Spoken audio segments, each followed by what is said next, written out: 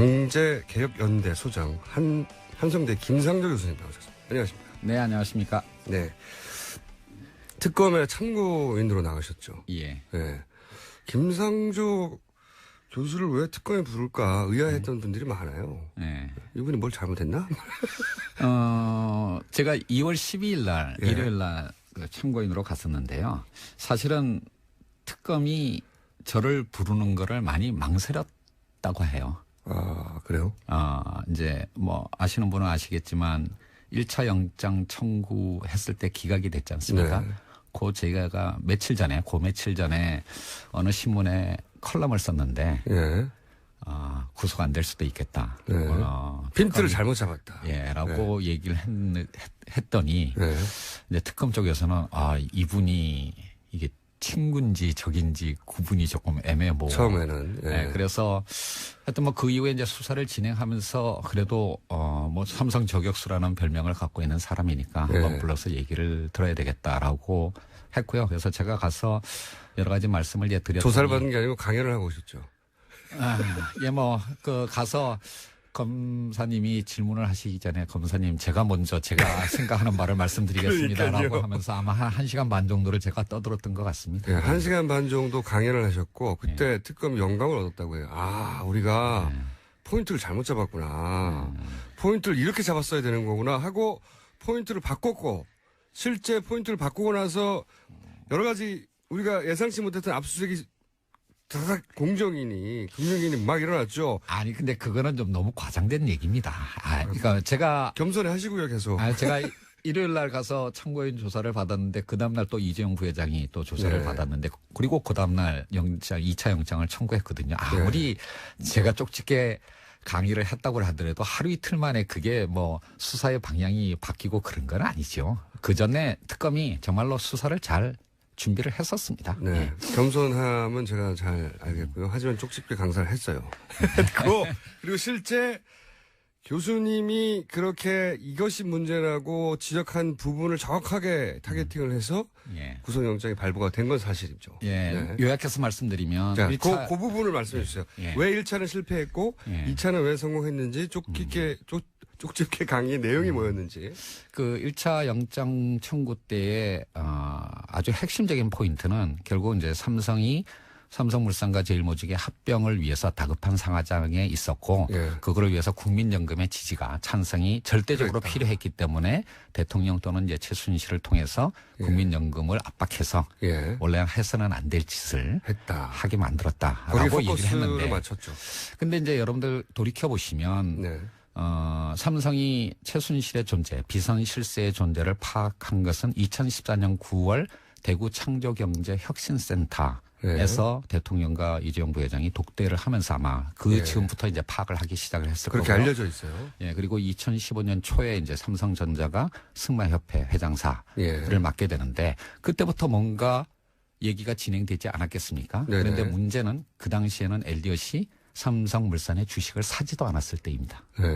세상 어느 누구도 엘리엇이 등장해서 합병에 반대를 하고 그리고 국민연금이 억지로라도 찬성을 하지 않으면 이 주총이 무산될 거라는 거를 2014년 9월부터 2015년 초까지는 누구도 알 수가 없었어요. 그러니까 전후 관계가 뒤집히는 거죠. 이렇게 되면. 그렇게 되면 이제 국민연금을 찬성으로 이끌기 위해서 등장하기 전부터 엘리엇이 등장하기 전부터 로비를 했다라는 스토리가 돼버리는데 아무래도 이상한 거죠. 그렇죠. 로비를 한 건 사실이지만 스토리를 그렇게 갖고 와버리면 이제 그렇게 되면 인과관계가 거꾸로 되는 측면이 있고 제가 뭐 구속 여부를 떠나서 이렇게 가게 되면 형사재판은 합리적 의심을 넘어서는 확실한 증거가 있을 때만 유죄 판결이 나오는 재판입니다. 입증이 쉽지 않을 수 있겠다. 이렇게 가면 또 무죄가 나올 수도 있겠다라고 전문가의 예리한 눈으로 볼 때 사실은 제가 이런 우려를 하게 된 거는 제가 트라우마가 있기 때문입니다. 2008년 기억하시겠지만 2008년 김영철 변호사 기자금 터졌을 때 드디어 누구나 다 이건희 회장에게 유죄가 떨어질 거라고 특히 삼성 에버랜드 전환 사채건에 대해서 유죄가 나올 거라고 예상을 했는데 1, 2, 3심 모두 무죄였습니다. 그런 어떤 트라우마가 있기 때문에 이번에는 특검이 실수를 하지 않기를 바랄 거예요. 뭐 그런 차원에서 수사의 초점을 그 물산 합병, 네. 국민연금 동원에만 맞추면 아마 대치기를 당할 수도 있다라는 우려를 표명을 했던 거고요. 네. 그래서 이재용 부회장의 승계 과정 전체를 위한 포괄적인 로비와 그것에 대한 어떤 대가 지급 이렇게 수사 방향을 잡는 게 좋겠다라고 제가 생각을 했었습니다. 그래서 이제 쪽집게 강행을 했고 실제로 그렇게 방향을 잡았고 실제로 성공을 했습니다. 1차 영장이 그러니까 기각이 됐으니까 특검으로서는 좀 더 이제 포괄적으로 접근할 수밖에 없습니다. 자, 그러면 것이죠. 왜 그렇게 그게 포커스를 맞추면 안 된다는 건지 알았습니다. 근데 이제 포괄적으로 맞추면 이것이 드러날 수밖에 없다. 요걸 좀 설명해 주세요. 사실은 특검이 영장 발부한 구체적인 내용을 잘 모르거든요, 우리가. 아마 청취자들께서는 삼성물산의 합병으로서 이재용 부회장의 승계는 이제 다 끝났다. 그렇게 생각했죠. 라고 생각하실지 모르지만 천만의 말씀입니다. 제가 어느 방송에서도 표현을 했는데 예. 기승전결 중에서 승 정도에 불과하고 2단계밖에 안 됐다고. 예. 그리고 사실은 삼성물산 합병보다도 더 어려운 예. 따라서 정권 또는 그 비선 실세에 지원이 필요한 더 어려운 작업이 남았거든요. 기승 전이 아직도 남아있는 상태였다. 예, 그게 바로 이제 이른바 지주회사 전환인데요. 예. 지주회사 전환은 삼성물산 합병만큼 어려운 분할이나 합병의 과정을 수없이 거쳐가야 하는 어려운 과정입니다. 그거를 지금 이건희 회장이 언제 돌아가실지도 모르는 상황, 굉장히 다급한 상황에서 그래도 삼성의 우호적인 정권이라고 할 수 있는 박근혜 정권 하에서 그 어려운 작업을 빨리 끝내기 위해서 박정희 정권도 우호적이었어요. 예. 실수는 아니십니다. 그러니까 삼성이 서두르고 있다라고 하는 걸 저는 알고 있었거든요. 왜냐하면 제가 미래전략실 고위 임원들하고도 가끔 대화를 했었습니다. 제가 기업을 감시하는 시민단체 활동을 하다 보니까 문제 제기하면 또 설명도 들어야 되니까요. 이제 만나면서 이 사람들이 굉장히 다급하고 조급하다라는 걸 알고 있었기 때문에 이게 물산 합병으로 끝나는 일이 아니고 더 어려운 작업을 위해서 이 사람들이 끊임없이 로비를 하고 있다는 건 알고 있었고요. 물론 당연히 저도 최순실을 통해서 로비를 했을 거라는 걸 짐작을 못했지만 그 이후 밝혀진 사실이 있으니까 결국 이제 삼성은 이 모든 거를 위해서 로비를 했고 대가를 지급했을 거다라고. 자, 그러면 그 부분 그 전에 해당 기승은 저희가 이해했어요. 예. 전에 해당되는 지주회사 관련되는 걸 어떻게 하려고 했던 겁니까? 먼저 알아두셔야 될 거는 그러니까 현재 그룹의 구조, 즉 삼성물산을 정점으로 하는 이 구조는 지속 불가능합니다. 그래요? 삼성물산이 삼성그룹에서는 가장 중요한 회사인 삼성전자의 지분을 4.5%밖에 안 갖고 있습니다. 삼성물산이. 예, 그래서 삼성물산만으로는 안 되는 거고요. 보다 중요한 것은 삼성물산이 삼성생명을 통해서 삼성전자를 지배하는 이 우회로가 사실은 더 지분이 많습니다. 그게 7.5% 정도 됩니다. 그러니까 근데 이제 문제는 뭐냐면 삼성생명이 삼성전자의 최대 주주가 되는 이 구조는 이른바 금산분리 규제 때문에 너무나 많은 법적인 불확실성 또는 규제 차원의 어떤 불확실성을 안고 있는 거고요. 금산분리 얘기는 여러 번 했습니다. 그러니까 그 산업계가 은행을 소유하면 안 된다. 이렇게 분리해야 된다는 거죠. 삼성생명의 자산이 200조입니다. 200조. 그 대부분 95%가 보험 계약자의 돈입니다. 그렇죠. 그 보험 계약자의 돈으로 기업들이 마음대로 총수 일가가 지배권을 그룹에 대한 지배권을 유지하고 승계한다라고 하는 건 정상적이지 않죠. 그리고 그렇죠. 세상 어느 나라에도 이런 그룹의 구조를 갖고 있는 기업 집단은 없고요. 그리고 이런 게 용서 가능하다고 믿을 수도 없는 겁니다. 그렇죠. 소비자들이 예금을 가지고 자기들 지배권을 강화하면 안 되는 거죠.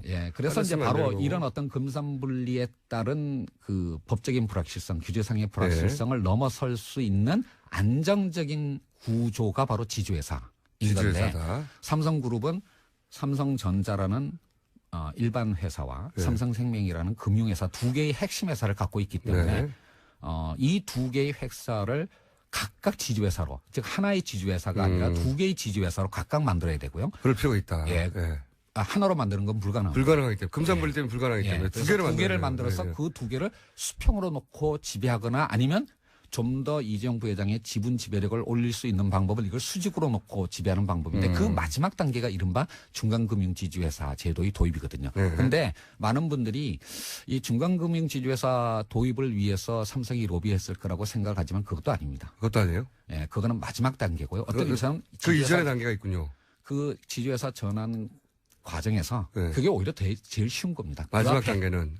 그 앞에 삼성생명을 중심으로 하는 금융지주회사를 만드는 작업을 먼저 해야 되는데요. 네. 이 금융지주회사는 감독당국의 인허가가 필요한 겁니다. 그리고 그 과정에 공무원들의 광범위한 재량권이 부여가 되어 있습니다. 예를 들면 그 이제 전환하는 과정에 유예기간이라는 게 있지 않겠습니까? 네. 조건을 맞춰야 되는데 네. 그 유예기간이 공무원의 재량권에 따라서 2년에서 무려 7년까지 왔다 갔다 할 수 있습니다. 아하. 그 유예기간을 몇 년으로 해주느냐에 따라서 1년마다 뭐 조 단위의 돈이 왔다 갔다 할 수 있는 엄청난 겁니다. 그래서 바로 이 가장 첫 번째 단계인 이 삼성생명을 금융지주회사로 전환한 과정에 저는 로비가 집중되었을 거라고 예상을 했고요. 전문가가 딱 보면 네. 이거는 공무원이 해결해 줘야 되는데 공정이나 금융위가 이거를 해결해 줘야 되니까 여기에 대한 로비가 있었을 수밖에 없다. 예. 라고 해가지고 여기를 털어라. 아니 근데 이제 실제로는 이제 특검이 이 금융지주회사 전환 문제와 관련해서 이미 금융위를 압수수색을 했습니다. 네. 그러니까 그게 문제가 있다는 걸 알긴 알았군요. 근데 이제 그 과정에서 네. 금융위 공무원들이 정말 일을 잘했어요. 잘했다는 건 어떤 의미입니까? 접촉을 시도를 했는데 네. 거부를 했습니다. 잘했다는 거는. 근데 그게 이 작년 초였어요. 2016년 처음에는 삼성이 접촉을 시도했는데 거부를 했다는 거죠, 처음에는. 예, 이렇게는 못 해주겠다. 너무 말이 안 되지 않냐. 이렇게 인가를 내줄 수는 없다. 그런데 그 이유가 바로 그 직전에 서별관 회의 문건이 터지고 총선이 있고 그다음에 대우조선의 문제가 불거질 그 타임이었습니다. 그래서 금융위에서 긴장했고 그러니까 이런 상황에서 삼성에게 금융지주회사 전환을 인가해주는 터키를 줬다간 금융위 공무원들은 우리 모두 죽는다라고 생각을 했을 겁니다. 그분들은 뻔히 아니까. 네, 그렇습니다. 그래서 죽는다. 1차 시도에서는 금융위 공무원들이 거부를 했는데 아마 지금 이런 일들이 없었으면 네. 이 박근혜 정부 하에서 끊임없이 로비가 있었을 거라고 저는 혹은 성공했었거나. 예. 네. 그런데 1차는 거절했어요. 예. 거절하니까 당연히 또 실세한테 달려가거나 예. 쿠션을 줘서 박근혜 대통령한테 로비를 하지 않았을까라고 생각할 수밖에 없는데 그 정황이 드러난 겁니까? 말하자면? 그 부분은 아직까지 명확하지는 않습니다. 명확하지는 않아요? 예. 여기를 파고 있었군요. 그러니까. 예. 아마 제 생각에는 일단 그 이후에 워낙 금융위로서는 대우조선 문제나 한진해운 등등의 구조조정에 워낙 다급했기 때문에요. 네. 이런 큰 사건을 별도로 다루기는 아마 여유가 없었을 거고 그리고 바로 직후부터 이 최순실 사태가 터졌기 때문에 그 이후로는 아마 여유를 가지기 어려웠을 겁니다. 초반에 금융위에 삼성이 그런 로비를 했는데 금융위는 처음에는 거절했다. 그 이유가 어떻게 됐는지 명확하게 밝혀지지는 않았지만 예. 로비를 했을 것이다. 왜냐하면 필요하니까 예. 당연히. 실제로 삼성이 금융위에 접촉을 했고요. 그거에 대해서는 그 특검이 이미 다 수사를 했습니다. 그렇군요. 그러면은 삼성 이재용 부회장을 결국 구속으로 이끌게 된 가장 중요한 단서들은 어디서 나온 겁니까?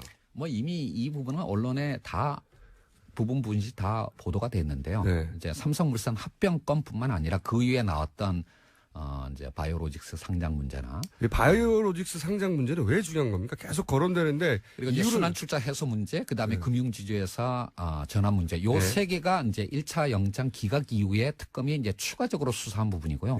요 추가적으로 수사한 이 세 가지 부분에 대한 단초들이 바로 다 안종범 수석의 수첩에 그 단초들이 있었던 것이 구속의 결정적인 사유가 되겠습니다. 여기서 제일 저희가 이제 일반인들 입장에서 이해하기 쉽지 않은 게 다른 거는 설명을 드리면 대충 유추할 수 있어요. 근데 바이오로직스 상장 문제를 안종범 수석 다이어리를 보면 도와주라는 말도 등장하고 삼성도 바이오로직스를 무리하게 상장하려고 했고 돈도 많이 안 났는데 이게 왜 중요해서 등장하는 건지 잘 사실 이제 제가 이제 네 가지 사안을 말씀을 드렸지 않습니까? 물산합병에서부터. 근데 그 중에서 이재용 부회장의 승계를 위해서 진짜 중요한 거는 삼성물산 합병과 금융지주회사 전환 두 가지고요. 상대적으로 순환출자 해소 문제와 바이오로직스 상장은 그렇게 중요한 건 아닙니다. 네. 그런데 왜 여기가 그 영장 발부에 내용으로 들어가느냐. 그러니까 이제 그게 얼마만큼 이재용 부회장의 승계를 위해서 중요한 것인가는 별개로 그 부분에 관해서 삼성이 부정청탁, 로비를 했고 그다음에 그거에 대해서 청와대나 대통령 측에서 부당한 지시가 있었고 그거를 위해서 대가가 지불되었다면 이 모든 게 뇌물죄의 구성 요소가 되는 겁니다. 한꺼번에 다 합쳐서. 그래서 그러니까 삼성은 로비가 일상화된 조직입니다. 그러니까 꼭 이재용 부회장의 승계라고 하는 그것과 관련된 결정적인 사안이 아니라 지분율을 조금이라도 높이고 돈을 1원이라도 아껴주는 그래서 충성심을 보임으로써 자기의 승진과 금전적 보상을 받아내려고 하는 그런 인센티브로 가득 찬 사람들이 득실득실되는 조직이거든요. 그러니까 그게 얼마만큼 본질적으로 중요한 것과는 무관하게 모든 일에 대해서 다 로비를 하는 겁니다. 그러니까 로비가 되면 좋겠다고 생각하는 건 무조건 다 로비를 한다. 그리고 제 예상은 지금 4가지 건을 말씀을 드렸는데요. 사실 안종범 수석의 수첩 이외에 다른 중요한 사안들도 꽤 있었습니다. 아마 그것을 위해서도 로비를 하지 않았을까. 다만 특검이 단초를 발견하지 못했을 뿐이지 로비의 사안들은 더 있었을 거라고 저는 로비는 생각합니다. 훨씬 더 광범위하게 이루어졌을 텐데. 다시 한번 말씀드리지만 로비가 일상화된 조직입니다. 로비가 업무의 중요한 영역이군요. 예, 그렇습니다. 그냥 사소한 규정 하나도 모두 다 로비를 하는 조직입니다. 다른 그룹하고도 다릅니다. 그렇군요. 그중에서 제가 근데 대부분을 이해했어요. 순환 출제 얘기는 오랫동안 있어 왔던 얘기고 그다음에 지주회사로 전환해야 한다. 그런데 이제 2개가 필요하다. 삼성전자를 추구하는 지주와 삼성생명을 추구하는 지주가 필요하다. 그런 걸 위해서 그런 걸 해결해 줘야 되는 공정이나 금융위에 로비를 했고 그런 정황의 일부가 잡혀서 지금 영장이 발부됐다. 다 알겠는데 이해를 못하는 게 하나가 바이오예요. 왜 바이오로직스가. 그러니까 바이오로직스는 사실은 그 자체로는 그렇게 이재용 부회장의 승계를 위해서 중요한 사안이 아닌데 다만 삼성물산 합병과 관련한 논란이 워낙 컸기 때문에 이게 합병 비율이 불공정하고 결국 경영적 차원이 아니라 승계를 위한 거게 이제 이런 논란이 있으니까 그 삼성물산 합병의 사후적 정당성을 확보하기 위해서는 바이오로직스의 상장이 조속히 필요했던 겁니다. 우리가 이런 이유로 그렇죠. 그러니까 이런 이유로 사실은 합병을 한 거고 합병을 해보니까 상장을 해보니까 바이오로직스의 가치가 이렇게 크지 않았냐. 그러니까 보통 의심하는 것처럼 승계를 위해서 부당하게 한 것은 아니다. 이거를 사후적으로 정당하기 위한 작업으로서 알리바이군요. 알리바이. 그렇습니다. 예. 이 바이오로직스 봐라. 우리가 이렇게 그 합병을 했더니 이 바이오로직스 같은 회사조차도 이렇게 가치가 올라가지 않았냐. 시가총액이 10조가 넘는 그런 회사가 아니냐. 이거를 위해서 우리가 그러니까 시너지 효과를 확보하기 위해서 합병을 한 것이지 이재용 부회장의 승계를 위해서 한 것은 아니다. 라고 하는 알리바이 용으로 또 그 알리바이도 로비를 한 거군요. 그렇습니다. 예. 훌륭합니다. 예. 물론 그로부터 얻는 금전적 이익도 있지만 가장 결정적인 것은 사후적인 정당성 확보, 알리바이 확보를 위해서 한 겁니다. 그래서 이해가 안 갔군요. 저는 대부분은 이제 뉴스를 읽다 보면 이래서 있구나, 이런 이득이 있었구나 이해가 갔는데 뜬금없이 바이오로직스 상장을 위해서 왜 노력했지? 이거는 상장 승계하고 상관없는 것 같은데. 예. 이게 승계의 결정적인 회사가 아니잖아요. 다시 한번 말씀드리지만 모든 걸 위해서 로비를 하는 조직입니다. 진짜로 현대차 그룹이나 LG그룹, SK그룹과 같은 경우에도 공무원들이 반대하고 논거를 대면 사실은 물러납니다. 삼성은 끝까지 포기하지 않습니다. 자기가 원하는 바를 얻기 위해서. 대단하네요.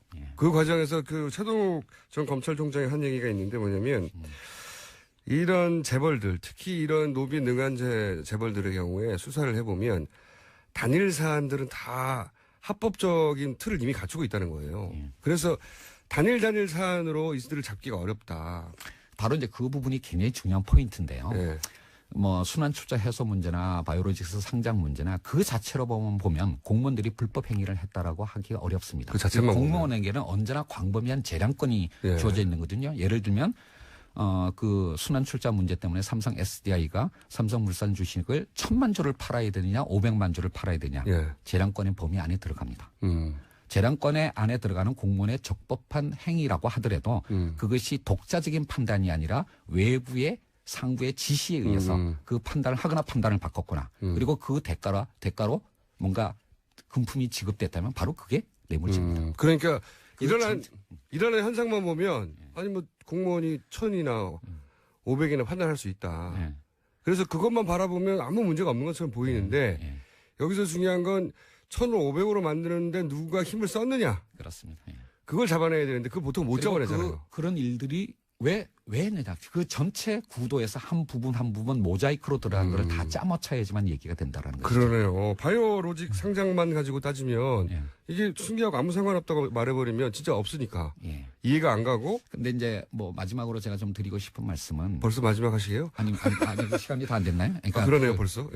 그 구속은 됐습니다만은 그 이후에 이제 형사 재판이 남았는데요.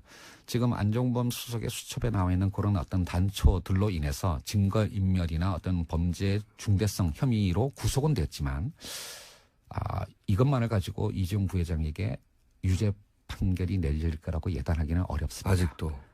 아마 한국 최고의 어떤 법조인들과 변호사들의 조력을 받아서 아마 1, 2, 3심 이제 다툼을 벌일 텐데요.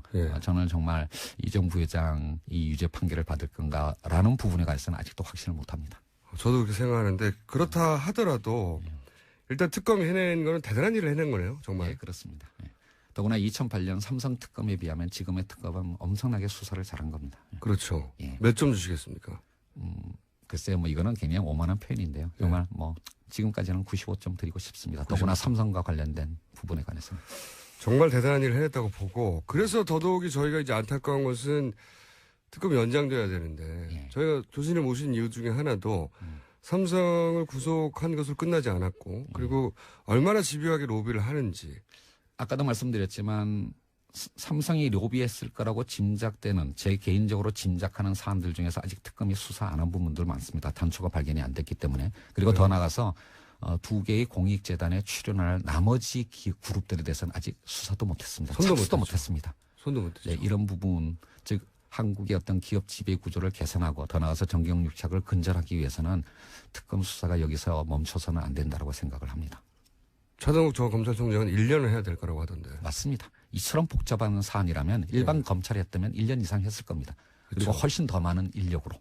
그렇죠. 그러니까 굉장히 어려운 일인데요. 적어도 30일을 연장하는 것은 필수라고 저는 생각합니다. 당연히 해야 되는 거죠. 네. 오늘은 저희가 쪽집게 강사 특검지에서 여기를 해! 라고 쪽집게 강사를 해주신 김상조 교수님과 이 시간이 이렇게 빨리 지나갔네요. 25분을 이렇게 후두둑 얘기를 나눴고 이게 끝이 아니죠. 교수님이 하면 이제 여기 엮이신 겁니다. 저희 방송에. 뭐 제가 김어준 총수라는 분을 모르지 않습니다. 하지만 가능한 한 버텨보려고 하고 있습니다. 오늘은 1차 만남이었고요. 앞으로 교수님을 저희가 좀 더 조사를 하고 압박을 해가지고. 아마 뭐 올해 내내 1, 2, 3심 재판이 진행될 거기 때문에 그때마다 아마 제가 또 드리고 싶은 말씀이 있을 거라고 생각을 합니다. 그뿐만 아니라 교수님이 꼭 할 말이 있을 때뿐만 아니라 저희가 묻고 싶은 게 있을 때 강제로 소환되실 수 있다.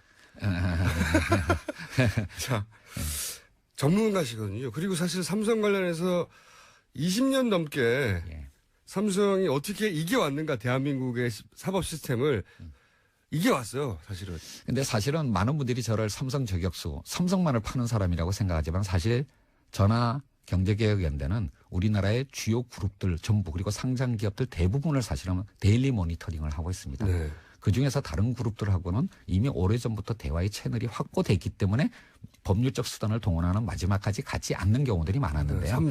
삼성만 그거를 거부를 했기 때문에 삼성에 대해서는 모두가 법률적 고발, 소송 등의 법률적 수단을 꺼낼 수밖에 없기 때문에 삼성 저격수라는 별명이 붙었는데요. 삼성은 대화를 할 필요가 없죠. 왜? 로비로 다 해결하면 되니까. 그렇죠. 그렇지만 그 방식으로 가면 이재용 부회장과 삼성의 미래가 없다라고 하는 것을 이번 사건을 통해서 깨닫기를 진심으로 바랍니다.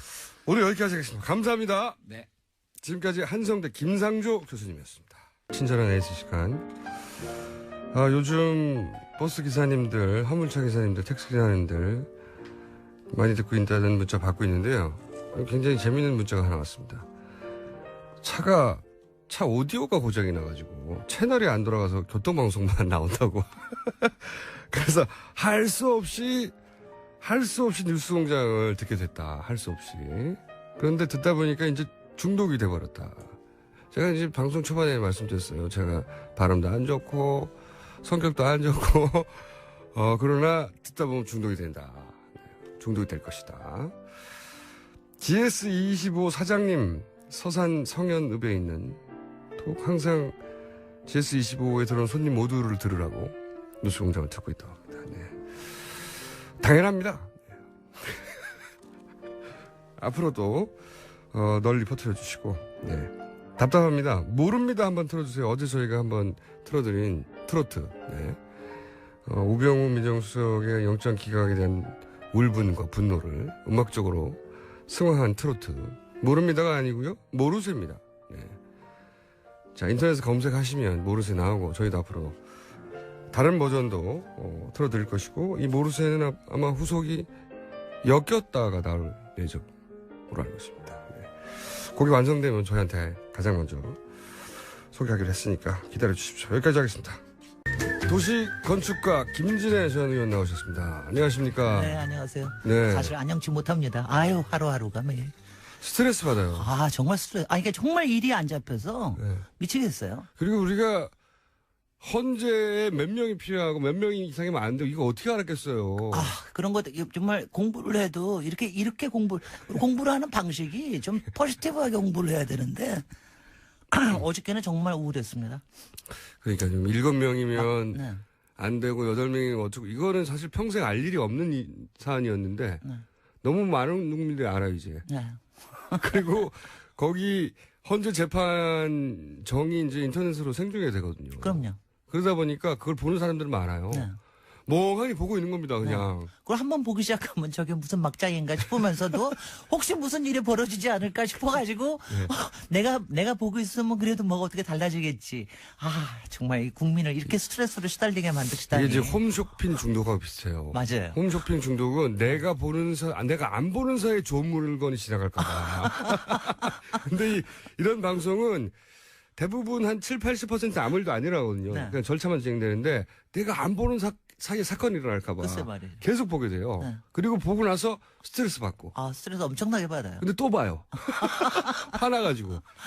자, 그런 헌재가 이렇게 전 국민적 관심 사항이 되는 적이 없었는데 이 헌재. 그래서 오늘 솔직히 제가 헌법재판소 가지고서는 도시 이야기 할 거라고는 한 번도 생각을 안 했어요.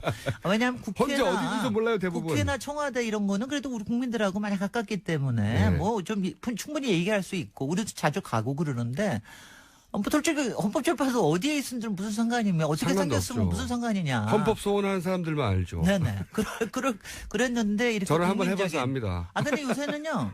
다들 아실 겁니다. 네. 어디 있는지 다들 광화문에서 행진을 시작하시다 보면은 청와대 쪽으로도 가고 요새는 헌법재판소 앞에 정반대 가서 방향이에요. 예. 네네 그쪽으로 가서 거기서 또 종교를 하는 경우도 있고 그래가지고 요새는 헌법재판소가 어디 있다는 거는 다들 아시게 된 것 같아요. 그리고 헌법재판소를 실제로 보게 되면 생각보다 건물이 아담하다 플러스 네. 생각보다 건물이 이렇게 일반 뭐라고 그러죠? 일반 빌딩이 아니네. 네. 예. 거기 약간 의아하게 생각하실 분들. 저는 사실은 헌법재판소가 여기 위치가 어디냐면 북촌의 초입부에 있어요. 맞아요. 그러니까 예. 안국동역이 있는데 안국동역에서 한 5분 정도만 들어가면 저희는 되는데. 제 집에 가는 길목 중에 하나라서 항상 그래요? 지나가는데. 네. 예. 네. 그래도 북촌에 솔직히 북촌치고는 너무 큰 건물이 들어와 있고 예. 그리고 이렇게 쑥 들어가 있어가지고 저건 뭐 하는 데야 뭐 좀 으스스한 건물이다 좀 이렇게 생각이 돼서. 그렇죠. 저는 처음에 헌법재판소인지 모르고 지나갈 때 봤을 때는 네. 저거는 일제강점기 때, 그렇죠. 일제강점기 시대에 지은 것 같다 이런 생각하셨죠? 그렇죠. 맞습니다. 저도 그랬어요. 일제시대에 지은 관공서 건물이 아직도 남은 건가? 이렇게 네네. 생각했어요. 그래서 저도 항상 못마땅해 했거든요. 왜 거기에다가 동네나 북촌이 앞으로 얼마나 뜰 텐데 거기다가 왜 헌법재판소를 넣어가지고 이렇게 했나 그랬는데 요번에 와서 처음으로 감사하고 있습니다. 고맙습니다. 강화문에서 가까워서 우리가 걸어갈 수 있는 거기 가서 충분히 국민의 의사를 표시할 수 있는 데 있어서 요새 처음으로 감사하다는 생각은 좀 하고 있어요. 이게 언제 지어진 건가요? 그런데 역시 생각은 좀 해봐야 됩니다. 이게 1993년에 지어졌는데 얼마 안 됐네요. 얼마 안 됐어요. 근데 이게 일제시대 건물처럼. 이게 왜 그러냐면 이게 참 이상한. 저도 그때 이상하게 생각한 게 지금 왜 법원들이 모여 있는 데가 서초동 아닙니까? 네. 서초 법원단지도 그 즈음에 다 만들어졌습니다. 1990년대 초반부터 중반. 그러니까 그 법원단지로 안 가고 요 헌법재판소는 여기에 있었던 거예요. 근데 그때 그러니까 저도 정확하게 왜 북촌에 여기가 됐는지 모르겠는데 그러니까 북촌이 가지고 있는 상징성이 있습니다. 이 북쪽에 아무래도 국가기관, 청와대 또 감사원, 정부청사. 그러니까 헌법재판소는 다른 재판소, 네. 그럼요. 다른 재판소들하고는 조금 다른 격이 높은 데다라고 해서 이쪽에다 나왔을 가능성이 가장 있습니다. 그러네요. 네네. 감사원도 있고 총리 공관도 있고 그렇습니다. 청와대도 있고 네. 상징적인 가장 그 상위 기관들이 있잖아요. 그럼요. 그러니까 좀 차원이 다른 기관들이 있을 수 있는 데다 해서 아마 이쪽에 놓은 게 아닌가 싶고 마침 또 그때 그 서울에 있는 고등학교들을 다 또 강남으로 이전하고 그랬을 때였어요. 이게 학교 터였어요 원래? 학교 터였습니다. 창동여고가 있던 터가 또 마침 나왔어요. 학교 터라고 하는 게 이해가 갑니다. 네네. 담장이라든가 이런 게. 그러니까 고전에는 창동여고 전에 이게 사실은 굉장히 역사적으로 중요한 곳인 게 그 광해원이라고 아시죠? 우리나라 예, 예. 최초의 병원 종합병원입니다. 나중엔 제중원이라고 했는데 그게 있던 자리예요. 그리고 그 전에는 또 세도가들이 살던 양반 주택이었는데 이게 이제 이렇게 여기까지 헌법재판소가 이렇게 된 겁니다. 터로만 따지면 헌법재판소가 있을 법한 터네요. 있을 법한 터인데 참 어색해요. 건물은 왜 이렇게 지었답니까, 근데? 근데 제가 좀 하는 게 건물이 이거 건축문화 대상도 받고 그랬어요. 아, 그래요? 건축학회에서 주는 건축문화 대상도 받고 그랬는데 제가 보기에는 1993년에 지었는데 근데 이게요. 네. 그러니까 자기네들은 얘기가 특징이 이게 수평선을 강조했다고 얘기를 해요. 그러니까 아까도 이게 좀 높지 않고 네. 그 수평선이 있습니다. 그다음에 또 하나가 도움이 있다고 그러는데 그러니까요. 그거 보면서 도움은 안 보여요. 도움은 안에 있습니다. 도움은 안 보입니다. 아니 멀리서 보면 보여. 멀리서 보면 대머리처럼 보입니다. 약간 살짝 보여요. 그리고 그게 굉장히 어색한 게 네. 여기에 이렇게 수평선이 있는데 여기에는 또 옥상 조경을 해놔가지고 머리가 쭈뼛쭈뼛 나와 있어요. 네. 그 나무들이 거기에 그래서 꼭 쭈뼛하게 대머리 나와 같다니까요. 있어요. 그래서 저 탈모 일어났는데 살짝 그 정수리가 보이는 건가 이런 느낌이에요. 네. 그래도 건물로서는 솔직히는 상도 받고 그랬지만 이게 당시에 원래 대법원이 있던 자리가 어디 있는지 아시죠? 지금은 서울시립미술관으로 돼 있는 예. 그 왜 정동 안에 있는 거. 예. 서울미술관으로 지금은 이제 개조해서 쓰고 있는 게 원래 대법원 건물이 있는데 사실은 그 대법원 건물하고 굉장히 유사한 스타일입니다.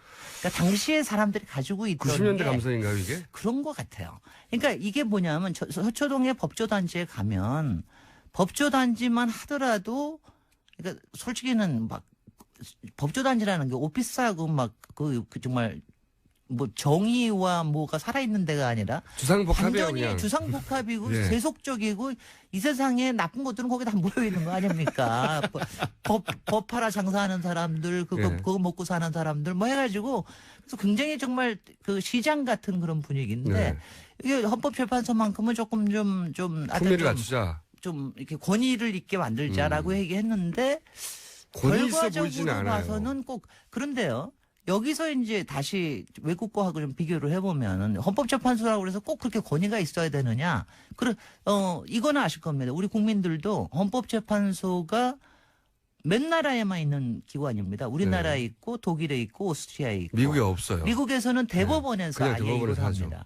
근데 미국에서는 워싱턴 DC에 대법원이 있는데 굉장히 상징적인 건물이에요. 거기는 꼭 그리스 파르테논처럼 만들어 놓은 건물 앞에 있는데 그거는 정말 왜냐 대법원이라고 하는 상징성도 있고 거기 앞에 와서 미국의 중요한 거에 대해서는 다 데모를 합니다. 거기는 영화의 엄청난 배경으로도 데모. 많이 쏘이죠. 굉장히 그러니까 뭔가 하여튼 사회 이슈가 있으면은 뭐 제일 많은 게 낙태에 관련된 거. 네. 뭐 이런 것도 엄청나게들 그 앞에 영화에 써 엄청 많이 있는데 등장해요. 그렇습니다. 근데 독일에 있는 거는 네. 독일에 보시면 어디 있는지 아세요 혹시? 독일에. 모르죠. 거기까지. 어디에 있는지 한번 짐작해 보세요. 본에 있지 않을까요? 그러니까 본에 있거나 아니면 베를린에 있거나 네. 뭐 아니면 조금 더 커서 뭐 라이프치히나 뭐 조금 더 큰 도시를 얘기를 할 수가 있는데 어디에 있냐면 칼스루에 있습니다. 칼수로는 처음 들어봤는데. 칼스루에 왜 몰라요? 정유라가 이렇게 도망다니고 그러던 데인데 도망다니고 그러던 조그만 소도시입니다. 네. 근데 제가 왜 그걸 아냐면 제가 우연히 칼스루에가 굉장히 도시계획적으로는 중요한 도시라서 제가 한번 갔다가 거기서 그 헌법재판소를 발견을 하고 제가 깜짝 놀랐다니까요. 너무 건물이. 아니 건물이 어떻게 생겼냐면은 연구소 건물로 생겼어요. 그러니까 이게 정면이 없고 그냥 사무실에 더군다나 유리가 많아요. 그러니까 왜 이렇게 3, 4층짜리 연구소가 이렇게 쭉 다가가 있는 거 있잖아요. IT 기업 연구소처럼. 연구소처럼 생겼어요. 그래서 제가 나중에 물어봤더니 그 디자인한 사람도 그냥 일부러 그 유리로 만든 거는 하여튼 좀 투명하게 보이게 하는 거. 그 다음에는 그 사람 얘기가 확실히 맞아요. 헌법재판소는 원래 연구를 하는 데다. 그렇죠. 법을 연구하는 거죠. 법을 연구를 하고 실제로 거기서 심판이 열리더라도 여러 가지를 연구를 해가지고 이게 하나의 전범이 될 수 있도록 노력하는 데가 그게 헌법재판소의 기능이다.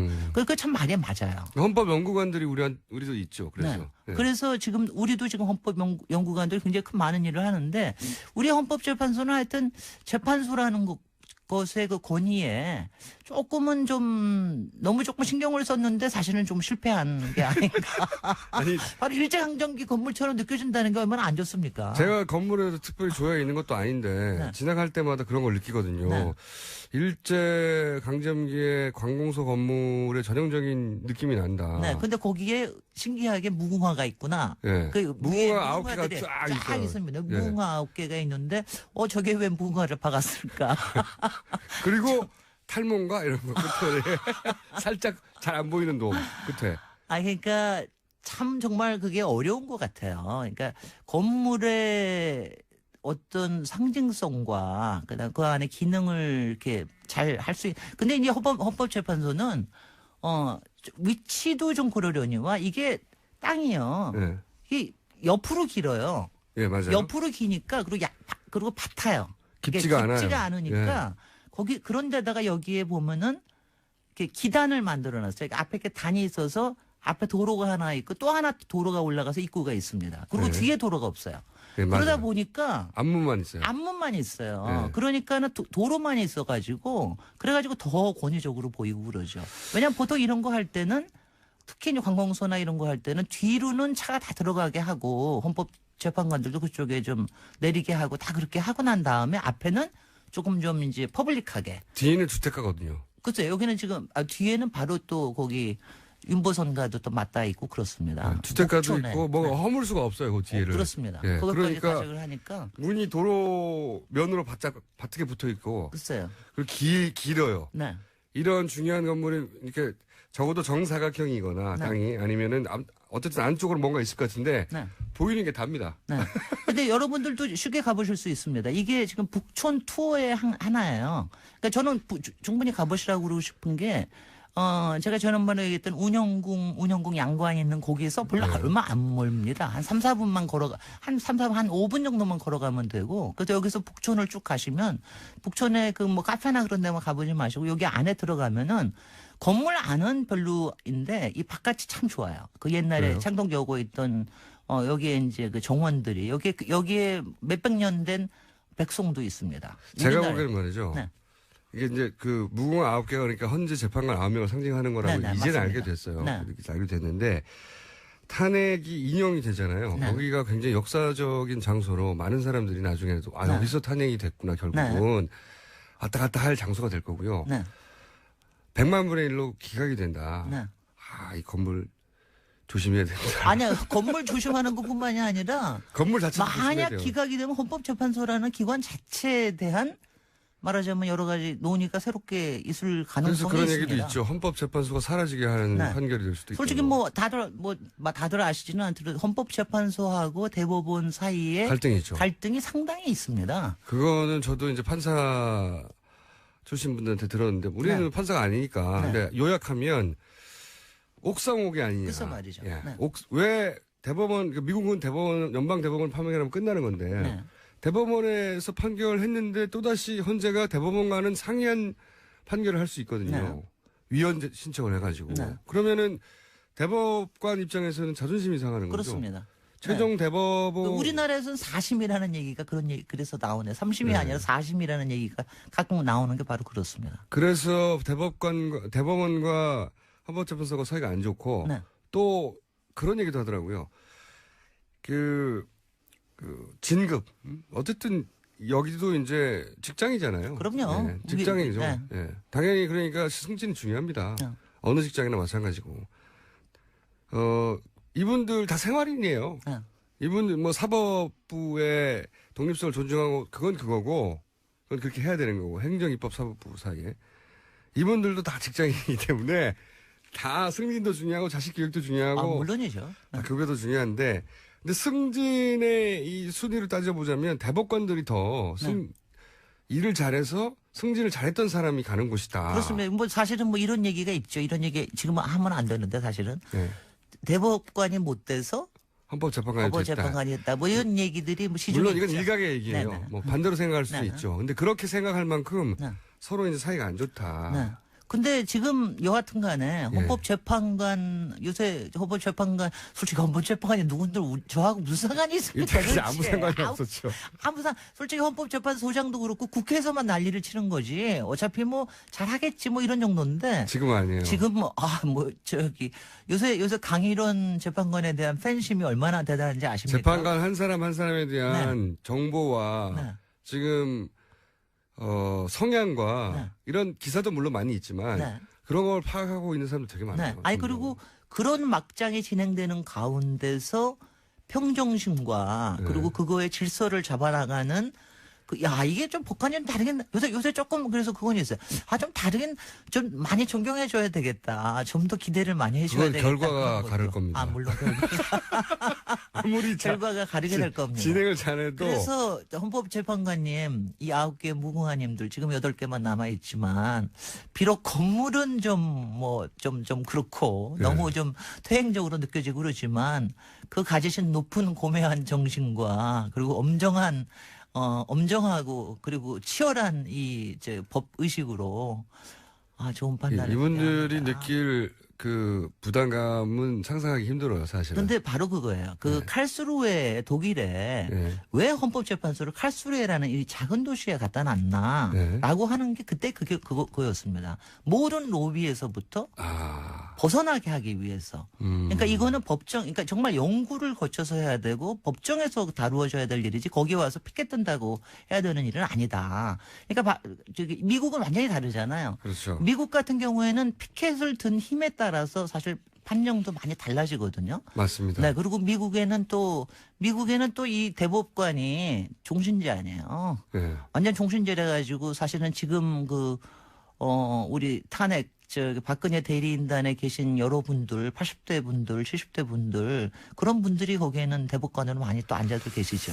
자, 오늘 이야기의 사실 핵심은 이 건물이 아니라 이 건물이. 기관과? 이 건물에 계신 분들이 어떤 판결을 내리느냐에 따라서 이 건물의 용도가 바뀔 수 있다. 앞으로. 그 얘기를 했습니다. 네, 지금까지 도시건축가 김진애 의원이었습니다. 네, 감사합니다. 저는 김호준이었고요. 내일 또 뵙겠습니다. 안녕.